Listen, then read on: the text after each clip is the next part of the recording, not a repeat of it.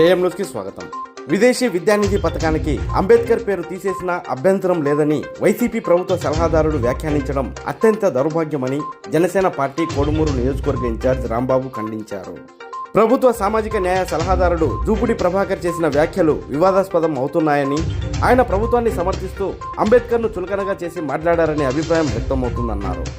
భారత రాజ్యాంగ నిర్మాత అంబేద్కర్ కంటే తమకు డబ్బే ముఖ్యమని జూపుడి ప్రభాకర్ వ్యాఖ్యానించారని, అంబేద్కర్ విదేశీ విద్య పేరును జగన్ విదేశీ విద్యగా మార్పు చేసిన విషయంపై జూపుడి ప్రభాకర్ మచిలీపట్నంలో విలేకరులతో మాట్లాడారు.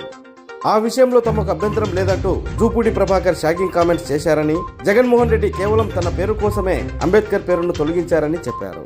జూపుడి ప్రభాకర్ దళిత సోదరులకు బేషరతుగా క్షమాపణలు చెప్పాలని కోడుమూరు నియోజకవర్గ జనసేన ఇన్ఛార్జ్ రాంబాబు డిమాండ్ చేశారు. అందరికీ నమస్కారము. ఒక ప్రెస్ మీట్లో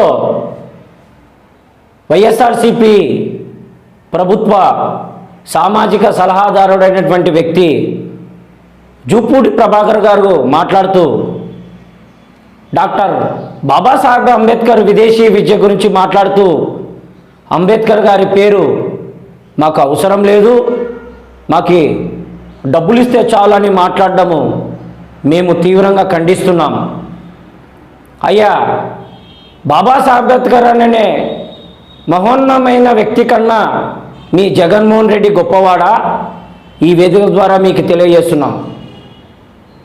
నిజంగా మీకు జగన్మోహన్ రెడ్డి మీద అభిమానం ఉంటే మీరు వారిని మొయ్యండి, కానీ మా దళిత సోదరులైనటువంటి డాక్టర్ సుధాకర్ గారు కానీ డ్రైవర్ సుబ్రహ్మణ్యం గారి మీద జరిగినప్పుడు మీరు ఎక్కడ పోయినారని మేము ఈ వేదిక ద్వారా మిమ్మల్ని ప్రశ్నిస్తున్నాం.